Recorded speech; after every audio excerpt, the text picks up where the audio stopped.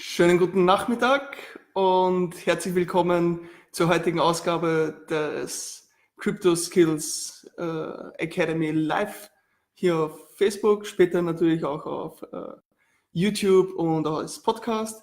Ich bin heute bei Ola Haukland. Haukland, hello. Hello. Und wir werden das... Guten Tag. Guten Tag, ja, it's great.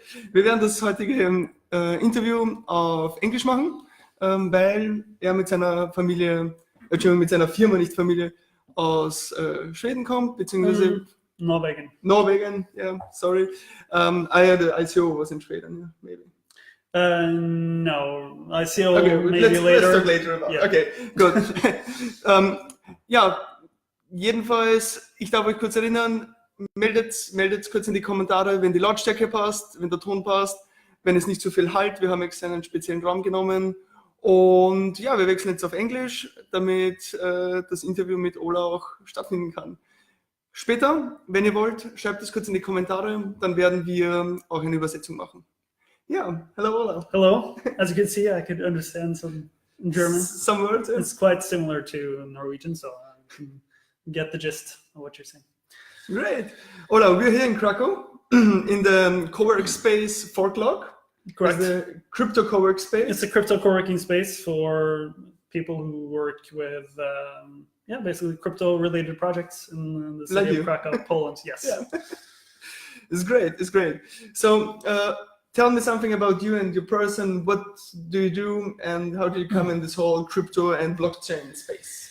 Yeah, so my story is basically I got into crypto early 2016, and I started working with crypto in early 2017 with BitSpace. It's the leading Norwegian company within blockchain and crypto in Norway. And I basically quit my job as a teacher.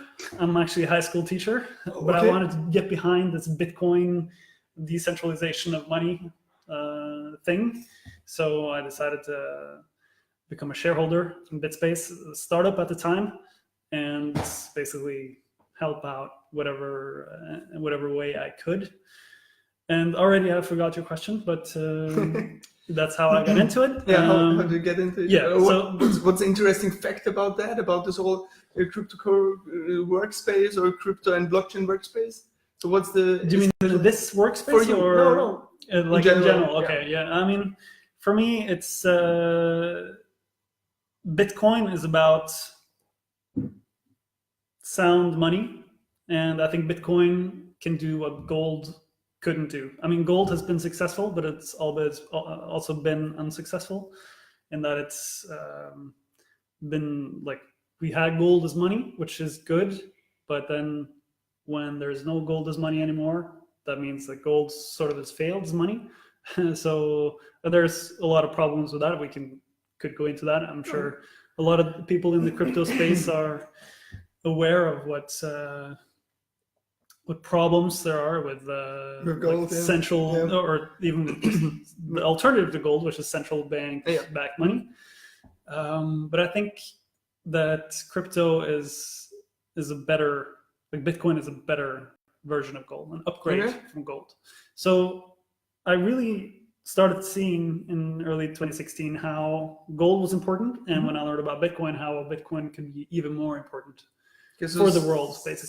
Something like evolution of gold. Could you say something? Yeah, like that? I would say that. I mean, it's digital gold. It's based on the same properties as gold. It's deflationary currency. It has many of the same features as gold, but it's even better because it's digital and it's more portable and so on. For sure, it's more portable. Yeah. I can. Although there's gold in my cell phone, I can't transfer that much money like I can do with Bitcoin or other cryptocurrencies. Right, and the problem is that gold is it's so valuable that you have to have such small amounts that are still valuable, and you can't divide it into like small milligrams or something. Yeah. Of course, you could have like 1% in a coin or something, but it becomes very easy to debase it. Whereas crypto, you can basically divide it into multiple decimals. Until Satoshis. And I'm sure there could be more in the future when Satoshi is worth, I don't know, like $100, Oh, yeah. then of course you have to have more. But it's, Milli-satoshis. yeah, it shouldn't be a problem technically. I think that's interesting topic for another one. Yes. For a whole separate live. Yeah. So I guess just getting back to Yeah. what you asked, like, so how did I get into it? It's a philosophical question, an economic question, a moral question, definitely. I really wanted to get behind it, so I started working for BitSpace with basically a lot of content writing and anything that had to do with producing text. So now I'm in Poland. You may ask why. I've been here for about a year now. I run the monthly Cracow Bitcoin meetup, among other things, and I'm also setting up BitSpace here in Poland, and we're going to build hopefully a very strong team here of IT professionals. And so you're here, the CEO of BitSpace Poland. correct. Okay. Correct. So what is your major aim when you're here? Why you're here? Except your girlfriend. Yeah. He said it before to me. He's here because of his girlfriend, but it's not a Polish girlfriend. Yeah? No, it's a Russian girlfriend. But yeah. So except that Polish and Russian girls are the best. Yeah. Yes. Okay. Eastern European. Since my girlfriend is watching this, probably. Yes. Sorry, my dear. No, where is she from? Germany. Oh, okay. Close enough. Close enough. Okay, so back to the thing. You're here with BitSpace, CEO in Poland, BitSpace Poland. What is BitSpace doing? So BitSpace is actually, we're many things. We're primarily an incubator. Mm-hmm. We have started several projects. We also do contracting on the side, but our main project is at the moment called BitGate. It is and has been our flagship project for a long time. It is going to be a mobile application for crypto assets, to which you will be accessing your crypto assets in the same way that you will access your traditional financial assets. Okay, it's like bank account or Yes. Visa or something. So on the app, you will have actual cryptocurrencies, Bitcoin to begin with, of course, and you will be able to access these with an onboarding process that will be indistinguishable from logging into regular banks, basically. And we're going to use local electronic ID solutions such as Bank ID in Norway, Swish in that's something else. Bank ID in Norway. Social insurance number, maybe? Yeah, it's sort of Okay. like that. So Or in something Poland, that everybody it's the uses. peso or I think. It would perhaps be something similar, yeah. Yeah, okay. But it's Bank ID is actually just a code that everybody gets. Something like a public key? No, kind of, but it always renews itself. So it's more similar to what is it? This two-factor identification. Oh yeah, okay.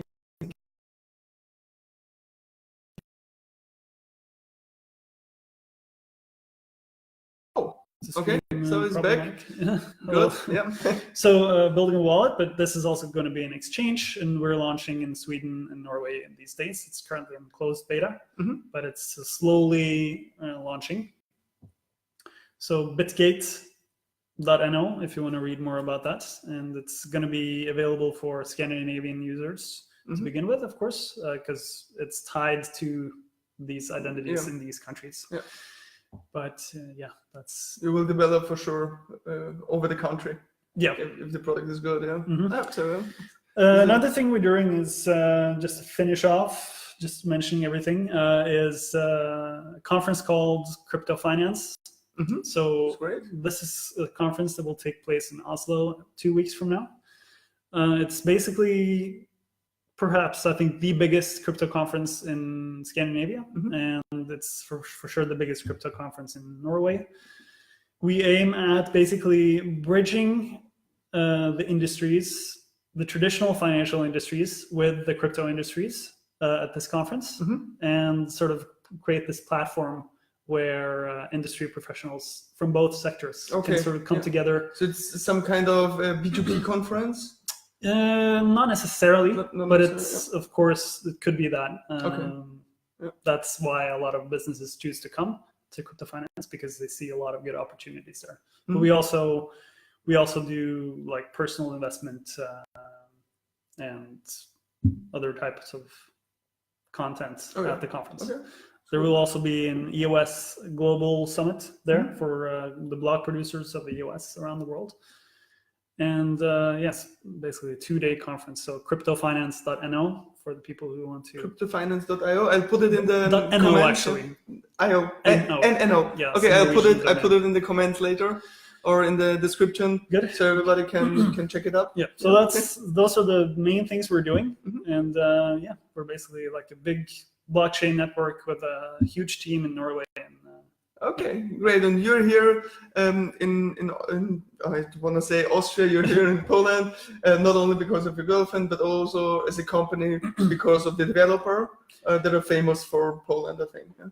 Yes, I mean, some people are calling the city Cracow a sort of Silicon Valley of Europe. So I mean, it's great. Like everywhere you go, you meet developers here. It's crazy. Like any party, any football team you play at, any like anywhere you go, like people are just developers. Yeah. What do you do? I'm a developer. Like everyone is. It's funny. On this short story, I've been here some days ago, and I met at Starbucks a developer, and I was talking with a friend of mine about crypto, and the developer suddenly recognized what I was talking about cryptocurrencies, and he said, "Oh, let's wait." And then we talked a little bit, and he opened his laptop and showed me decentralized exchange. He just right now is trying on the test net. That's cool. So, but cool. one man show, or it's at Starbucks developing his own DEX here. Yeah, that's how it is. I think there's a lot of crypto people working like that, remote. And I guess that's what this co-working space ForkLog.pl, if you're in the area, you should come here. That's what they're trying to also gather here in Cracow. This sort of hub where people can come and create this blockchain network. Local daily blockchain network. That's so amazing what is here. What you can feel here everywhere is the drive and the power moving forward in what is happening in blockchain and cryptocurrencies. And that's so amazing being here. You feel this power everywhere. It's amazing. Yeah. Yeah. So what I have else is, what is your personal crypto skill everyone should have? Would you advise everyone which crypto skill everyone should develop or should have to be prepared for blockchain and cryptocurrency issues? So everyone, meaning like the regular guy on the street, sort of? It's more like, I think, what you develop for yourself as a professional as just a regular person? I think maybe a regular person is okay. Better, yeah. So for a regular person, I would say education. Just education about primarily Bitcoin. That's what I would say is the most important thing. Of course, all the other blockchain applications are potentially awesome, but I think learning what Bitcoin is, trying to just play around with it, learning how to set up your own wallets, learning how to store your private keys, learning how to basically protect and manage your own personal financial assets, learning how to take responsibility for that is basically the most important thing that people can do.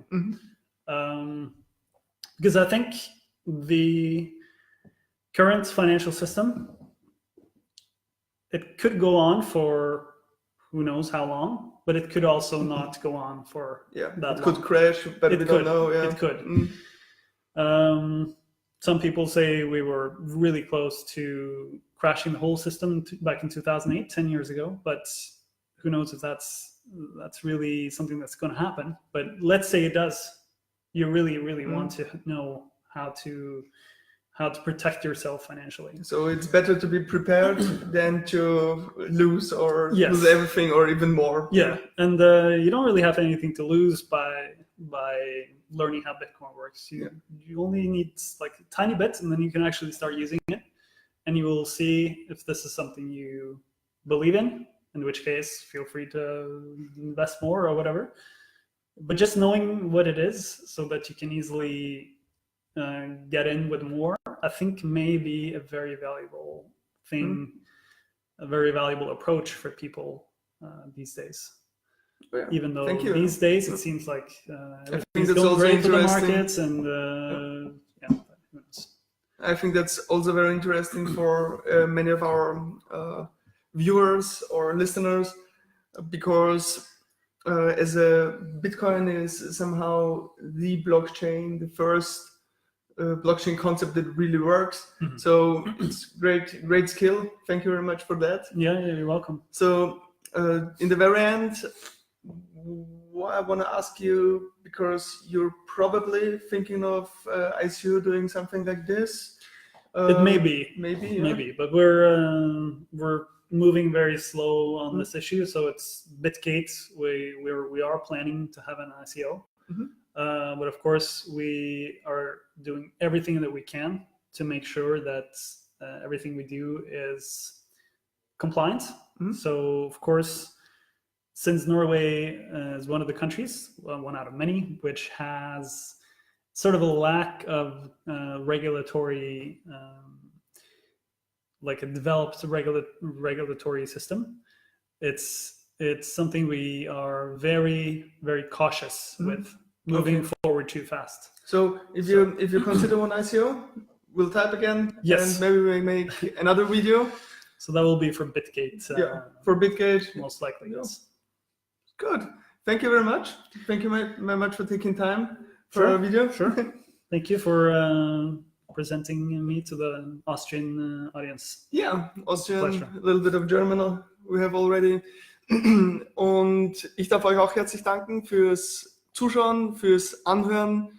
Wie gesagt, wenn ihr es wollt, schreibt uns kurz Kommentar, dann werden wir auf Wunsch auch gerne eine Übersetzung reingeben. Und ja, bitte liked das Video, schreibt eure Kommentare drunter, wir freuen uns über Feedback. Würde mich auch freuen, wenn ihr, wie gesagt, dann das Podcast oder das YouTube anschaut. Und herzlichen Dank. Servus, bis bald. Auf Wiedersehen.